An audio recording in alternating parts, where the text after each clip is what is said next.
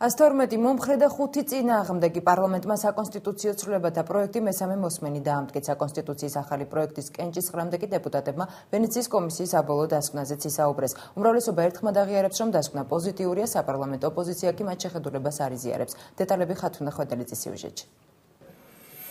დიდი მადლობა, გადაწყვეტილება მიღებულია. 112 ხმით 5-ის წინააღმდეგ პარლამენტმა საქართველოს ახალი კონსტიტუცია დაამტკიცა. კენჭისყრამდე პარლამენტის თავმჯდომარე მმართველი გუნდის წევრებთან ერთად საკონსტიტუციო რეფორმა შეაფასა და ვენეციის კომისიის საბოლოო დასკვნაზეც ისაუბრა. Ჩვენთვის კარგად იყო ცნობილი მათი მოსაზრებები, მათ შორის ის დასკვნა, რომელიც ერთი კვირის წინ გამოქვეყნდა, პრაქტიკულად უკვე იყო საბოლოო დასკვნა, მაგრამ კარგია, რომ მაინც კონსტიტუციის მიღებამდე შედგა კომისიის ხდომა და საბოლოოდ უკვე ოფიციალურად, ფორმალურად ვენეციის კომისიამ ეს დასკვნა მიიღო, ასე რომ დასკვნა არსებობს, დასკვნა დადებითია. მმართველი გუნდის წევრები ახალი კონსტიტუციის მიღებას ერთმანეთს ჯერ კიდევ კენჭისყრამდე ულოცავდნენ. მიუხედავად იმისა, რომ ვენეციის კომისიის პრინციპული შენიშვნები, როგორიცაა პარლამენტის უფლებამოსილებების გაზრდა, სასამართლოს როლის გაძლიერება და უნდობლობის პროცედურების ვადების შემცირება ხელისუფლებამ არ გაიზიარა, პარლამენტი ვენეციის კომისიასთან თანამშრომლობას მაინც ნაყოფიერად აფასებს. ეს არის ისტორიული საკონსტიტუციო რეფორმა. ის რომ ვენეციის კომისიამ და საერთაშორისო საზოგადოებამ მასზე თქვა, რომ ეს არის ევროპული კონსტიტუციონალიზმის მართლაც ნიმუში, ეს არის ჩვენთვის ყველასთვის დიდი გამარჯვება. მე მინდა ყველას მიულოცოთ დღევანდელი დღე განურჩევლად იმისა, რომელ პოლიტიკურ პარტიას წარმოვადგენთ. მთავარი და ძირითადი, რა თქმა უნდა და მე აქ დავეთანხმები ბატონ ნუგზარს, არის ქართველი ხალხის გადაწყვეტილება, საქართველოს პარლამენტის გადაწყვეტილება. არაფერთ არ ვაკრიებ იმ მნიშვნელობას, რომელიც აქვს საერთაშორისო ექსპერტიზას, მაგრამ ჩვენ ვარ დარწმუნებულები, რომ წინ მივდივართ ევროპული დემოკრატიისკენ. ის კონსტიტუცია, რომელსაც მივიღებთ, არის გარანტი იმისა, რომ ჩვენი ქვეყანა კიდევ წინ წავიდეს და ამიტომ დღეს ნამდვილად შეგვიძლია, ასე ვთქვათ, წელში გამართულებმა კენჭი უყაროთ საქართველოს კონსტიტუციის ახალ პროექტს.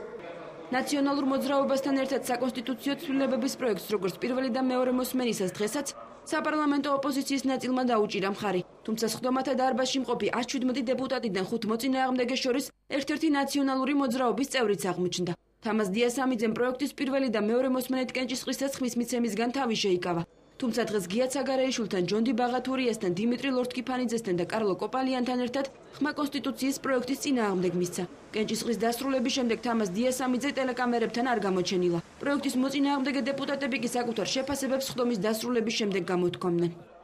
მოხდა კიდევ ერთი საკონსტიტუციო გადატრიალება, რიგით მეორე.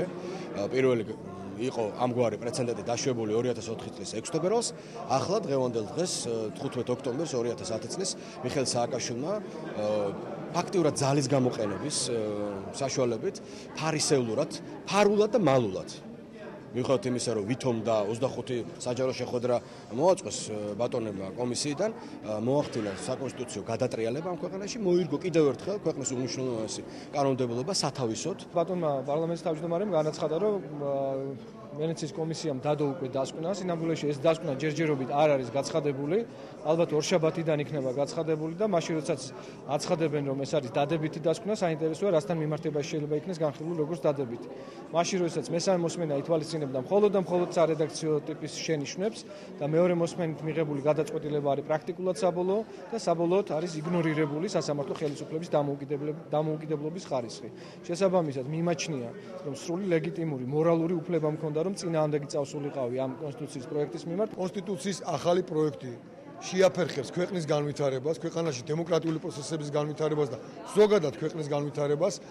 ჩვენ მივიღებთ უფრო მორჩილ სასამართლო სისტემას, ან უფრო უსამართლო მართლმსაჯულებას, ვიდრე აქამდე გქონდა, უფრო დამოკიდებულ მართლმსაჯულებას პოლიტიკურ ხელმძღვანელობაზე, ვიდრე აქამდე გქონდა და ჩვენ მივიღებთ უფრო დარღვეული ძალთა ბალანსი ხელისუფლების სხვადასხვა შტოების შორის. კონსტიტუციას ხმა მისცეს ქრისტიან დემოკრატებმაც, რომელიც პროექტის განხილვაში აქტიურად იყვნენ ჩართული. პარტიაში ამბობენ, რომ კონსტიტუცია ისეთი არ არის, როგორიც მათ სურდათ, თუმცა მაინც ევროპისკენ გადადგმული ნაბიჯია. ეს კონსტიტუცია 10 თავით უფრო უკეთესი არის ვიდრე დღეს არსებული რეალობა. ჩვენ ამ მომრჩეველს პირდებოდით მუდმივად, რომ ოპოზიციაში ვიქნებით თუ ხელისუფლებაში ვიქნებით, ჩვენ ყველა შემთხვევაში საპარლამენტო რესპუბლიკისაკენ ნაბიჯს გადავდგამთ ჩვენი ქვეყნისას და ეს ბუნებრივია არის იმ დაპირებების ნაწილის რეალიზება, რომელზეც ჩვენ ვსაუბრობთ. ქვეყნის მოქმედ კონსტიტუციაში ძირითადი ცვლილებები სახელმწიფო შტოებს შორის ძალაუფლების დაბალანსების მიზნით შევიდა. საკონსტიტუციო ცვლილებების ნაწილი გამოქვეყნებიდან მე-15 დღეს ამოქმედება. ნაწილი კი 2011 წლის 1 იანვრიდან, რაც შეეხება სახელისუფლებას შტოებს შორის ურთიერთობის საკითხს, შესაბამისი მუხლები ძალაში 3 წლის შემდეგ, 2013 წლის საპრეზიდენტო არჩევნების შემდეგ შევა. 21 საუკუნის კონსტიტუცია ქვეყნის უზენაესი დოკუმენტი, რომელიც დღევანდელი კენჭისყრით მიიღეს და რომელიც 2013 წლის შემდეგ ამოქმედებდა. ახალი კონსტიტუციური რეალობის შემქმნელი პროექტი, რომელიც სახელისუფლებას შტოებს შორის ძალთა ბალანსს ახლებურად განსაზღვრავს. რა ფუნქციები აქვთ პოლიტიკურ მოთამაშეებს ახალი დოკუმენტი და განხორციელებული ცვლილებები ნიშნავს თუ არა სუპერ საპრეზიდენტო მმართველობიდან სუპერ საპრემიერო წყობაზე გადასვლას. ანა ბროლაძე კი ამბობდა. დამოუკიდებელი საქართველოს პირველი 1995 წლის კონსტიტუცია 2005 წელს ამ რედაქციით შეიცვალა. 2005 წლის გამოცემას მალე უკვე 2010 წლის პროექტი ჩაანაცვლებს. ქვეყნის უზენაესი დოკუმენტის კიდევ ერთხელ შეცვლა სპეციალისტების თქმით, იმიტომ გახდა საჭირო, რომ პრეზიდენტის ხელში განუზომელმა ძალაუფლებამ მოიყარა თავი.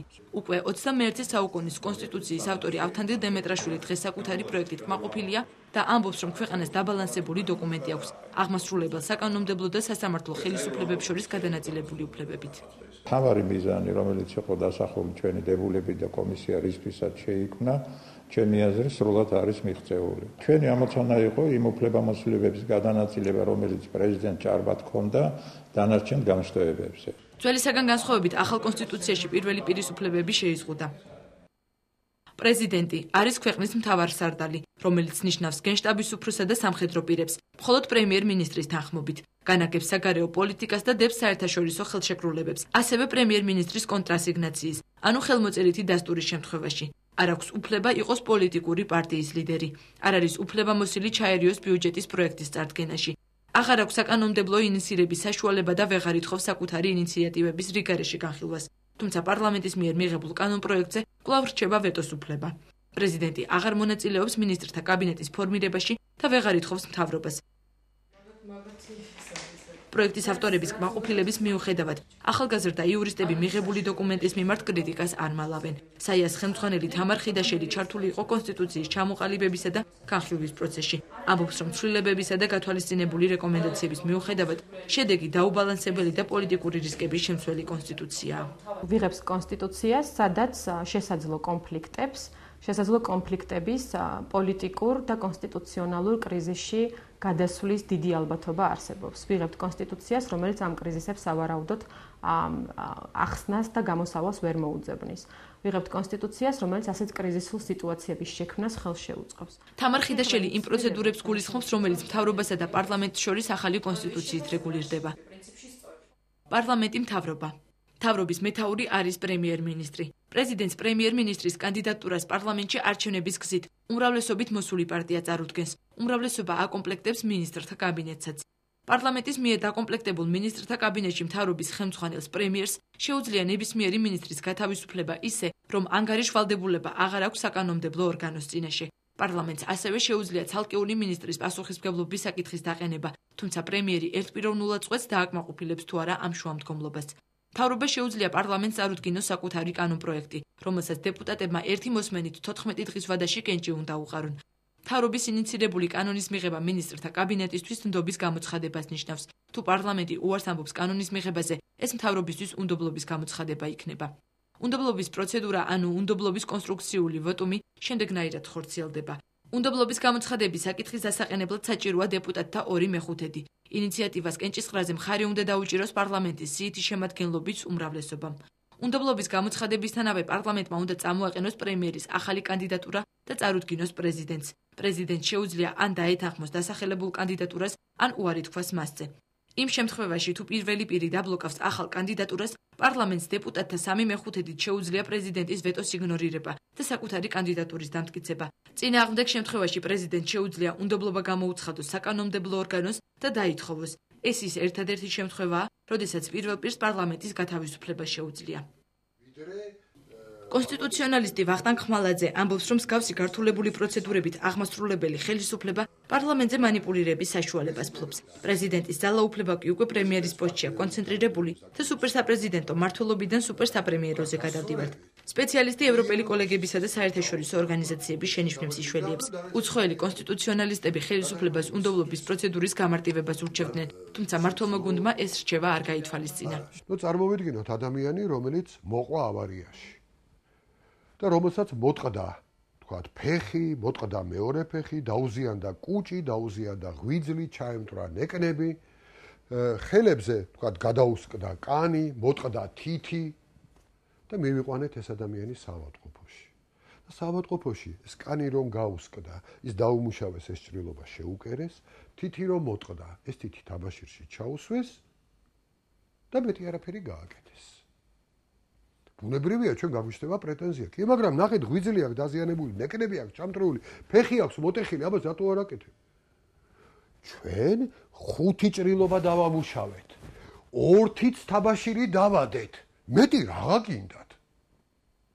აი დაახლოებით ასეთი არის ის რაც ამ ხელისუფლებამ გაითვალისწინა. იმიტომ რომ ის ჭრილობას დასამუშავებელი არის. თითის თაბაშირშია ჩასადები. ეს გასაკეთებელი იყო, მაგრამ ღვიძლმა რა დააშავა და მოტეხილმა ფეხმა რა დააშავა იმას რომ არასწორი.